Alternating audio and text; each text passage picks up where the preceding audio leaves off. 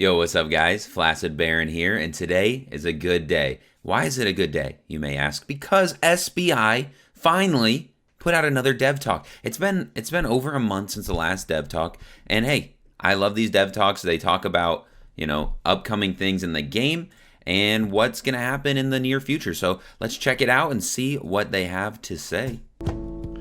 Hello and welcome everybody to another Albion Online Dev Talk. Today I want to talk a little about what has been happening in 2020 so far, what you can expect next, and a tiny bit about what's on the horizon. Thank you, Robin. So let's get started. 2020 so far has been a crazy and exciting year for Albion Online. We've pushed out 2 major updates and had a massive growth in player numbers, setting one record after another. At the same time, just like everybody else, we've had to adjust to living and working in the middle of a global pandemic. Our last update, Rise of Avalon, was developed by our team almost entirely from their homes. Since then, we've been so busy dealing with the challenges of a distributed production and the technological challenges of increased player numbers, whilst also working on patches and future content, that we've barely been able to talk about what has been happening with Albion Online. Yeah, so as he's been saying, obviously, basically a lot of stuff's been happening, obviously the pandemic, and they haven't really been able to put out dev talks, like I said in the beginning. So I really hope they continue these dev talks. I hope they continue working on the game because, to be honest, me and a lot of people I talk to are kind of upset at SBI. Like, they don't really put out updates as frequently as they should or could, especially with the numbers we're pulling in nowadays, right? Like you said, records are being broken all the time at player numbers.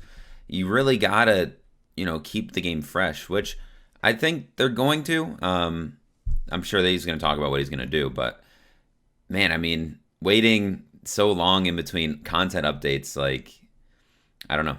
I think I would like to see content pushed out quicker, but I know it's a small team and that we are, living in a pandemic right now, so it is a bit harder. So I do give them a little bit of leniency, but now it's finally time to correct this. We have 2 exciting releases coming to Albion in the near future. The first one is our Brimstone and Mist mid-season update. In this update, we're expanding on the features we released with Rise of Avalon this summer. We're adding a large number of new mobs and traps to corrupted dungeons. These include Hellhounds, a dual crossbow-wielding corrupted heretic, a demon that likes to heal itself by eating its friends, a very aggressive predator demon, deadly spike traps, all new lava traps, and an all-new final boss, the demonic Harbinger. We've seen that players spend many hours in the corrupted dungeons and hope that by increasing the variety of challenges and content in these dungeons, we can make them stay fresh and interesting for both PvE and PvP players. We've also rebalanced the number of NPCs and increased demonic shard health in Slayer difficulty based on your feedback. So for the Roads of Avalon, I don't really do Corrupteds too much on stream. If you guys tune into the stream, I don't really play Corrupteds all that often. I prefer the other content in the game. But I mean, this is a good step in the right direction, right? Because there are streamers that literally stream 12 hours straight, just corrupted dungeons over and over. And they do that every day, like 7 days a week, 12 hours a day. And I don't understand how they do it, because that content gets really boring for me. So, I mean, this will spice it up a little bit. I think it's awesome that they're trying to spice it up a little bit and bring in new stuff to the game and, keep progressing Corrupted Dungeons. They didn't just drop it and then, all right, leave it alone. So that's a good step in the right direction. We've added more variety to the environment by adding water areas particularly suited to fishing. To complement that, we're adding an exclusive type of rare fish that can only be caught in the Roads of Avalon, and we're adding an all-new line of food and a corresponding rare fish recipe to round things off. Finally, we're bringing major changes to Disarray and the Smart. So, if you guys didn't catch what he said, they are bringing new food, which is really cool. I did not see this food, though. So the 2 foods that I did see, one is roast. Okay, you see over here. Here, let me move my head really quick. Oh, so you see right here, It says roast goose. So there's also roast chicken at tier 3 and roast pork at tier 7. And this food, what it does is it's lifesteal food. You've probably, if you consumed any Albion content, there's been talks about this almost everywhere. This lifesteal food, people are saying it's so broken. I personally do not think it's broken. I think it's, perfectly fine. I did test it a while on stream. I might make a video about that, but and then there's also this one. I did not see this one. So the other one I did see was the Avalonian one, or at least I thought it was Avalonian. And what it does is it has lifesteal and it has max health. So it's like a sandwich combined with this new food, the roast pork, and they combined it. But this one, roasted clear haze snapper, is different because it says a savory meal that heals you and restores energy based on the damage you deal. So either they tuned the other food, which I didn't hear about, or the roast goose is only lifesteal, and then this one is energy steal, or not steal, but restoring energy and lifesteal combined. So that's interesting. A lot of builds like axes, you have to use some sort of item to get your energy back, whether that's a Limhurst cape or a scholar cowl, etc. You have to use something to get your energy back. But hey, if you can use this, as long as you're dealing damage, you're gaining your energy back. That's actually really cool. There's not really any food like this in the game. There is the crab omelets, which make energy cost less, but it doesn't restore energy. It just makes things cost less. So, yeah, this is a really cool food. I did not see this one before. So either they changed the one that was lifesteal and health, or this is a completely new food and there's 3 foods coming out. So I guess we'll see. He doesn't really talk about it too much. But yeah, this is a really cool food, especially for like axe players, right? That don't want to have to wear Scholar Cowl or a Limhurst cape. They want to be more damage based. And then they can use this. So we're bringing major changes to Disarray and the Smart Cluster queue. Disarray is changing completely. Instead of reducing your strength against all targets, the impact of Disarray will now depend on the relative difference between Disarray levels between you and your target.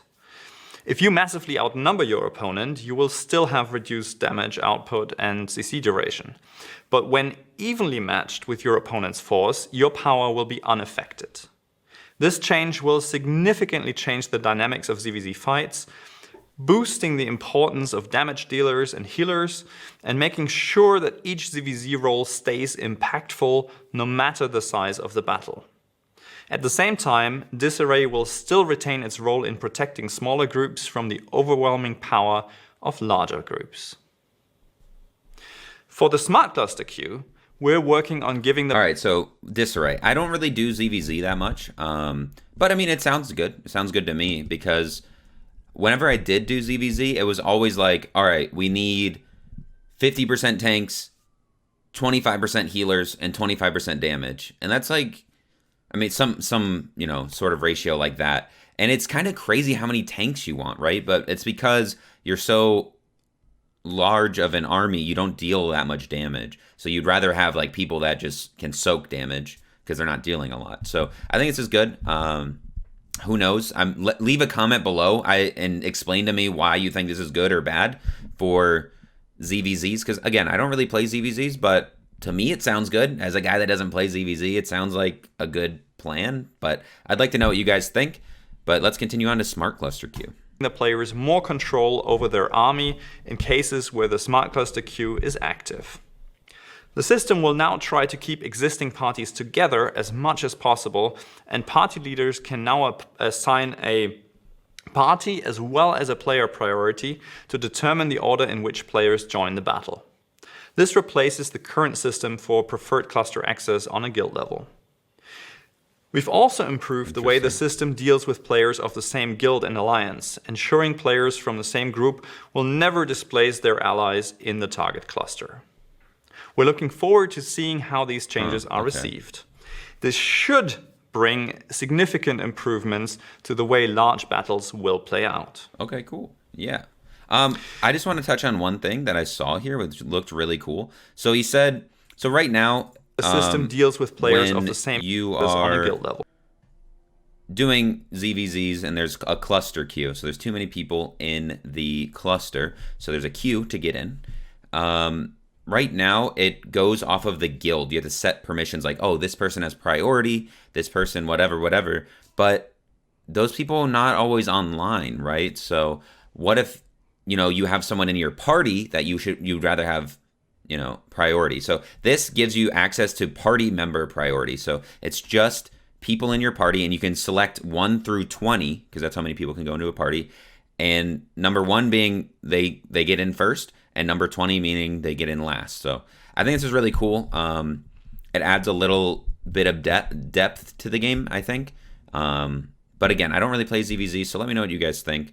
But let's continue on. Already check out on our test servers, and which will be released with the rest of the update on October 21st. Okay, October 21st, cool. The second major improvement you can look forward to is the introduction of proper in-app updating for the Android version and the start of our Google Play Store open beta. Cool. Although it has always been possible to play Albion online on your Android device, the process has been quite inconvenient and required you to re-download the entire game every patch. With the introduction of the new in-app updating, the size of the APK download will dramatically reduce, and the game will then download the changed content only, which should result in much faster patching.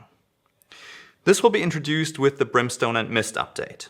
But please note that its benefit will mostly apply to future patches, since this update contains significant structural changes and will need to be downloaded as a whole. In addition to the mobile updating improvements, we're providing an even more convenient way of playing Albion Online on your Android devices. At the beginning of November, we're planning to begin the Google Play Store beta. Cool. You'll be able to install and update Albion Online via the Google Play Store, making it easy and convenient to keep the game updated. After the launch of this beta, we will focus our attention on bringing similar improvements to iOS. And with these steps, the final release of Albion on mobile is getting closer and closer, and with it, our vision of a truly cross-platform MMORPG is becoming more and more real. Cool. So I really like that. Obviously, everyone should, I think. Because if you have played Albion on mobile, like you said, you have to jump through hoops every time you want to play it, right? And if there's an update, you have to re-download the entire game. And it's just really annoying because you guys have all played games on your phone. Normally it's like, oh, there's an update. It takes 5 seconds. Like it just, boom, quick, right? For Albion, it's like, oh, there's an update. Let me download this thing for an hour, right? Depending on your internet or your, phone speed. But yeah, this is huge. This is massive. And he said also they're going to roll it out to the Play Store. So there's going to be more eyes on it. More people are going to join the game. Honestly, in my opinion, and I'm not a dev and I'm not an expert on this, but they should have a separate server for phones. In my opinion, maybe that's a bad idea. Maybe, I don't know, like maybe it should be both, right? So you could log in if you want to the PC server from your phone if you want to. But there's also a dedicated server for phones because PvP, if one person's on a phone and one person's on a computer, the advantage is clearly on the PC side, right? So if they want to retain these phone players, I think they need to try to level the playing field for them. So maybe make everyone that's on mobile, that wants to be on the mobile server, can go on that. But then there's going to be emulators. I don't know. Again, not an expert, but I think maybe something like that, because if people are going to come in and play on the phone, they're almost never going to beat someone on the PC, right? So I don't know. Maybe I'm wrong. Maybe there's some like super, skilled people on the phone, but oh man, now I'm going to get killed by someone on a phone and they're going to, whatever. Let's continue. Of course, this update and the mobile version aren't all we've been working on. Work has already begun on our next content update, in which we finally want to deliver our long-standing roadmap goal of a massively improved faction warfare system and a rework of the Royal Continent. And that is still not all, however. because work has also begun on some really exciting improvements in addition to Albion's Hellgates. To learn more about our plans, stay tuned for our next Dev Talk coming up soon. For now, however, you can look forward to the release of the Brimstone and Mist mid-season update. All right. Robin, you're such a tease, man. Oh my God. Overhauling to deliver our the faction warfare system. Again, this is something they were talking about almost a year ago, right? Maybe even longer than that, which I think is awesome. I mean, I'm glad they're talking about it again, and he's saying it's around the corner. And also they said Hellgates too, which another cool thing. But like, what does around the corner mean? I mean, he did say, you know, stay tuned for updates. And of course, I'll be probably reacting to them as long as, you know, it's interesting. But I don't know, man. It's just, like I was saying earlier in the video, it's been taking them a while to do updates. And again, there is coronavirus, you know, all that stuff. Like, it's just like, I don't know. I feel like they just don't put out enough updates. But hopefully around the corner means the next couple months and not 6 months from now or a year from now. Hopefully they can get this stuff out as soon as possible. But that's all I have for you today, guys. Thank you for watching. SBI, thank you. Thank you for doing Dev Talks again. I really do appreciate it. I love, you know, seeing what's happening next because you guys do kind of, you know, leave us in the dark a little bit. So thank you for doing Dev Talks and letting us know that you are working on stuff and new stuff is in the works and not just, you know, sitting doing nothing. So thank you guys for watching. I will see you in the next one and stay soft.